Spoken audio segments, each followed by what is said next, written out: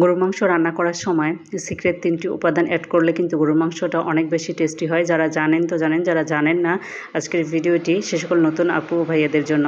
তো আমি প্রথমে একটি কড়াইতে তেল গরম করে গরম মশলা দিয়ে পেঁয়াজ, তারপরে হলুদের গুঁড়ো, মরিচের গুঁড়ো, লবণ, আদা রসুন বাটা দিয়ে একটু ভুনে নিয়ে গরুর মাংসগুলো দিয়ে দিলাম। গরুর মাংসগুলোকে একটু কষিয়ে নিয়ে একটি ঢাকনা দিয়ে আবারও লো আছে বেশ কিছুক্ষণ কষিয়ে নিচ্ছি। পানি বের হয়েছিল, পানিটা শুকিয়ে এসেছে। এখন দিয়ে দেব এই যে রসুন, মরিচ ও পেঁয়াজ।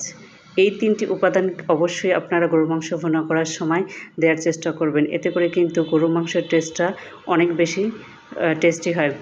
তো দিয়ে দিলাম কিছুটা আলু দিয়ে বেশ কিছুক্ষণ ভুনে নিচ্ছি। আমার বাচ্চারা আলুটা পছন্দ করে তাই দিয়েছি। তো এখন দিয়ে দেব প্রয়োজন মতো পানি দিয়ে চুলার আঁচটা লো আঁচে রেখে আমি বেশ সময় ধরে এটা রান্না করে নিয়েছি। রান্নার শেষ পর্যায়ে আমি ভাজা জিরার গুঁড়ো দিয়ে নামিয়ে নিচ্ছি।